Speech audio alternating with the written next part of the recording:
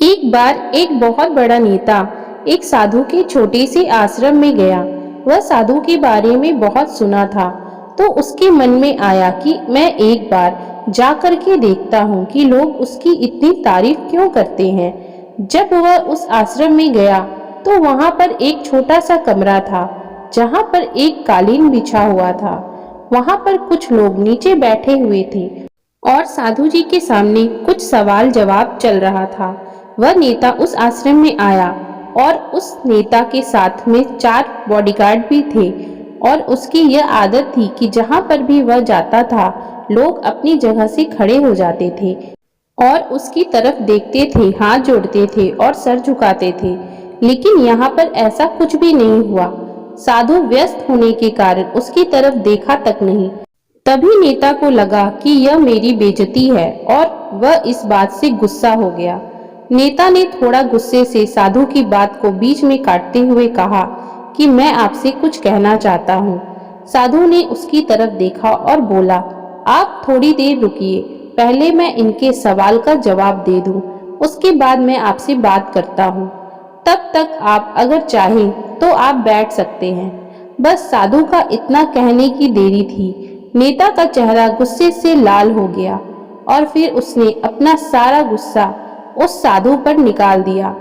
अभी तक वह नेता बहुत तमीज से आप कह करके बात कर रहा था, लेकिन अब वह तू तड़ाक पर उतर गया। नेता ने उस साधु को कहा, तुझे पता भी है मैं कौन हूँ और तू किससे बात कर रहा है?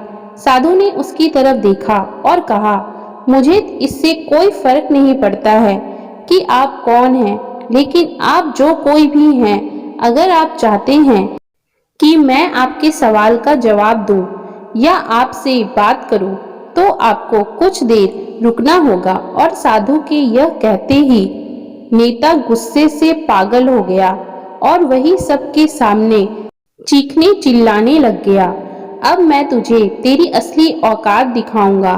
तूने मुझसे पंगा ले करके ठीक नहीं किया। तुझे पता भी है मैं तेरे बारे में क्या सोचता हूँ?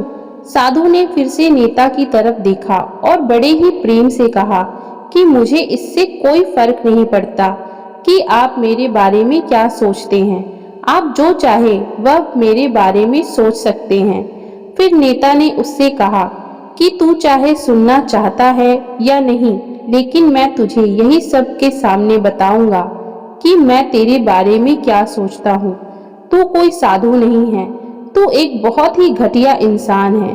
तू एक ढोंगी है, पाखंडी है और यहाँ पर जितने भी लोग बैठे हैं उन सबको बेवकूफ बना रहा है। तेरा बस एक ही मकसद है, इन लोगों की जेब में जितना भी पैसा है वह सब तेरे पास में आ जाए। तू अपने फायदे के लिए इन लोगों का इस्तेमाल कर रहा है और अब मैं तुझे नहीं छोड़ने वाला हूँ। पूरी दुनिया के सामने तेरा पर्दाफाश करके रहूंगा। लेकिन उसके इतना बोलने के बाद भी हल्की सी मुस्कान उस साधु के चेहरे पर बनी ही रही। यह देखकर वह और भी तिलमिला गया और उसने कहा, अब बहुत हो गया, अब मैं यहाँ 1 मिनट भी नहीं रुकने वाला। लेकिन अभी भी तेरे पास मौका है। अगर मुझसे माफी मांगनी है या मुझसे कुछ कहना है तो कह सकते हो।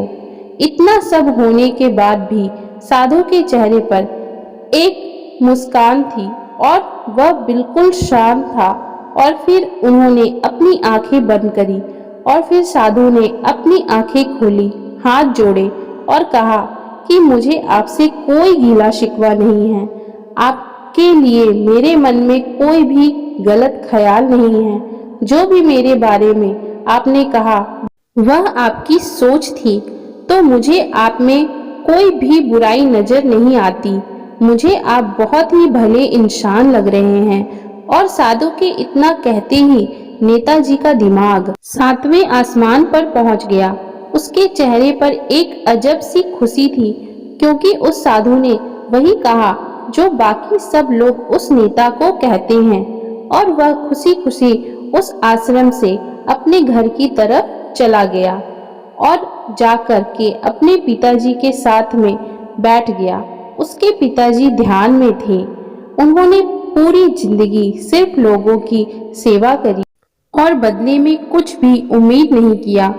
तो थोड़ी देर के बाद जब उन्होंने अपनी आंखें खोली और देखा अपने बेटे को अपने साथ बैठे हुए, तो उनके बेटे के चेहरे पर आज एक अजीब सी खुशी थी जो आज से पहले उन्होंने कभी नहीं देखी थी।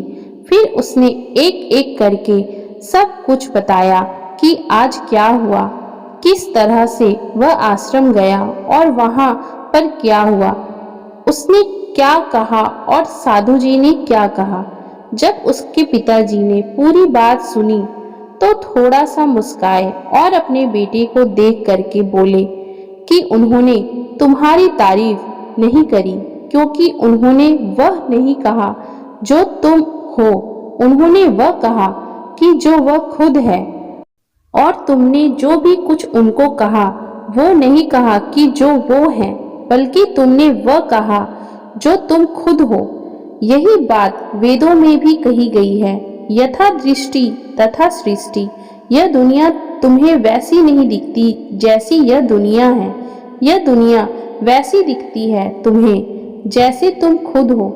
जिसकी नजर जैसी है उसके लिए यह दुनिया वैसी ही है। अगर तुम अपनी दुनिया को बदलना चाहते हो तो उसका सिर्फ एक तरीका है, अपनी नजर को बदलो। तो दोस्तों, अगर आपको हमारी ये कहानी अच्छी लगी हो तो कृपया आप हमारे चैनल को सब्सक्राइब जरूर करें, जिससे हम आपके लिए और भी अच्छी अच्छी कहानियां लाते रहें। Thank you for watching.